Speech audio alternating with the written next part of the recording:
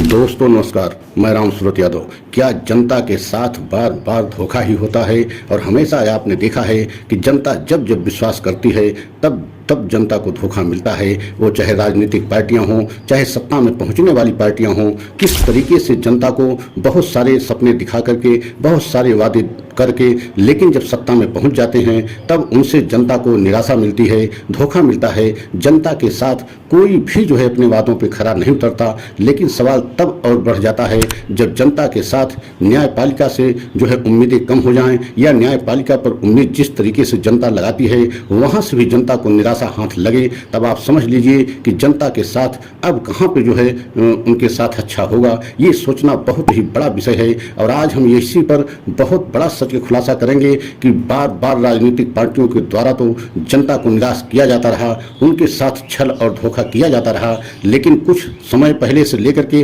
कुछ ऐसे हम आपको बिंदु बताएंगे जिससे जो है जनता को न्यायपालिका से भी एक तरीके से निराशा हाथ लगी है। तो उसी पर आज हम पूरा सच का खुलासा करेंगे, जिससे आपको समझ में आ जाएगा कि अब राजनीतिक पार्टियों के साथ साथ क्या जो है न्यायपालिका से भी जो है कभी कभी जो है ऐसे उम्मीदें जनता जब लगा बैठती है तो वहां से भी जनता को जो है निराशा हाथ लगती है। तो अगर हमारे चैनल पर पहली बार हैं तो आप लाइक जो है सब्सक्राइब जरूर करें और वीडियो को अंत तक जरूर देखें, तभी पूरा सच आपके समझ में आ जाएगा। तो सबसे पहले हम आपको बताना चाहते हैं कि ईवीएम को लेकर के लगभग कई सालों से जो है मामला जो है देश की जनता के मन में भी ये सवाल उठ रहा है कि कहीं न कहीं ईवीएम में गड़बड़ी कराई जा सकती है। और ऐसा है तो ईवीएम के जगह बैलेट पेपर से चुनाव क्यों न हो। लेकिन आपने देखा है कि बहुत सारे जो है संगठनों ने इसके लिए प्रदर्शन, धरना सब कुछ किया, लेकिन आखिरकार ईवीएम मशीन से ही चुनाव हुआ। लेकिन आपने यह भी देखा कि एडीआर संस्था जो चुनाव की प्रक्रिया पर नजर रखता है, एडीआर संस्था ने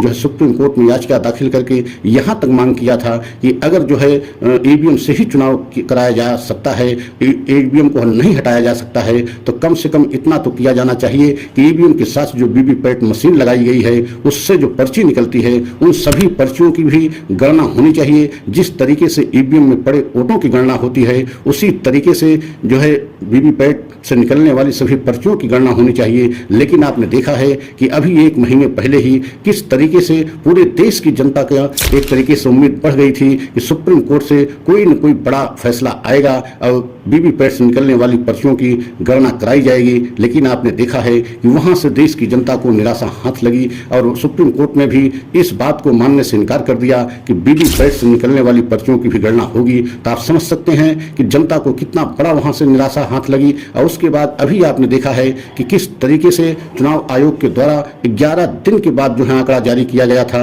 मतलब पहले चरण को लेकर के और दूसरे चरण को लेकर के। इसमें भी जब एडीआर संस्था ने जो है याचिका सुप्रीम कोर्ट में डाली तो एक तरीके से अर्जेंट सुनवाई की मांग करते हुए एडीआर संस्था ने सुप्रीम कोर्ट से मांग किया कि इतने दिन बाद जो है चुनाव आयोग ने आंकड़ा क्यों जारी किया, कहीं इसके पीछे चुनाव आयोग की मंशा साफ दिखाई नहीं दे रही है। इसलिए चुनाव आयोग को इस पर जो है कड़ा जो है आपत्ति एडीआर संस्था ने करते हुए सुप्रीम कोर्ट से मांग किया कि चुनाव आयोग के खिलाफ इसमें कार्रवाई होनी चाहिए। डीवाई चंद्रचूड़ ने इससे सहमत भी हुए। एडीआर संस्था की जो है अर्जेंट याचिका को स्वीकार करते हुए 24 तारीख की तिथि लगाई थी, नोटिस जारी किया था कि चुनाव आयोग आकर के जवाब दे। और ऐसा लगा पूरे देश की जनता को एक बार सुप्रीम कोर्ट से फिर उम्मीदें बढ़ गई कि अब सुप्रीम कोर्ट इस पर कोई न कोई बड़ा फैसला लेगा। लेकिन अंतोगत्वा हुआ वही जो हमेशा जनता के साथ होता रहा। और इस बार भी जनता को निराशा ही हाथ लगी जब 24 तारीख को जो उस पर सुनवाई होनी थी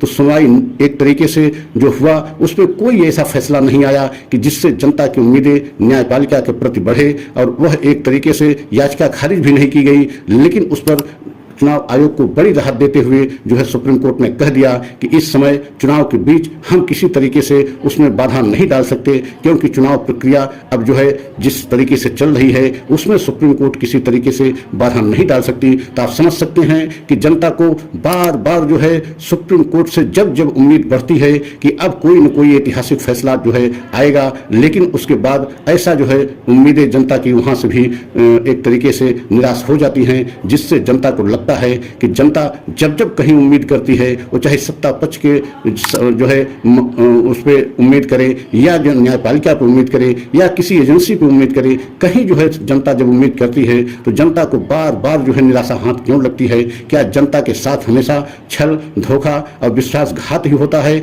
आपने देखा है देश आजादी के बाद जब जब चुनाव हुए हैं तब तब जो है बड़ी बड़ी पार्टियां ऐसे प्रलोभन देकर के वादे करके सत्ता में तो पहुंच जाती हैं, लेकिन उसमें होता क्या है कि जब वह सत्ता में पार्टियां पहुंच जाती हैं तो जनता के से किए वादों पर बिल्कुल ध्यान नहीं देती हैं, न अपने वादों को पूरा करती हैं, सिर्फ जनता के साथ धोखा होता है। और आपने देखा है कि पिछले कुछ समय से जनता किस तरीके से जो है ईवीएम को लेकर के जनता के मन में बहुत सारे सवाल उठ रहे थे और आखिरी उम्मीद जनता को सुप्रीम कोर्ट से थी, लेकिन सुप्रीम कोर्ट से भी एक तरीके से जनता को निराशा हाथ लगी। तो क्या जनता के साथ हमेशा धोखा ही होता है? क्या सुप्रीम कोर्ट में भी प्रधानमंत्री मोदी ने वह आखिरी खेला कर ही दिया जिससे पूरे देश की जनता डर रही थी कि कहीं ऐसा न हो चुनाव आयोग, ईडी, सीबीआई तो सभी जो है एक तरीके से प्रधानमंत्री मोदी के इशारे पर काम कर रही हैं, लेकिन न्यायपालिका खासकर सुप्रीम कोर्ट ऐसा नहीं करेगा। तो क्या वह भी ऐसा हो गया? क्योंकि जिस तरीके से जनता की उम्मीदों पर इस समय जो है निराशा हाथ लगी है, जनता एक तरीके से बहुत उम्मीद की थी सुप्रीम कोर्ट से, लेकिन वहां से भी निराशा हाथ लगी है। और अब आने वाले समय में क्या होगा यह देखना अलग विषय है। लेकिन अगर हमारा वीडियो अच्छा लगा हो तो लाइक, सब्सक्राइब करें, कमेंट के द्वारा अपनी राय हमें अवश्य दें। अगला वीडियो पुनः लेकर के आएंगे। जय हिंद, जय भारत।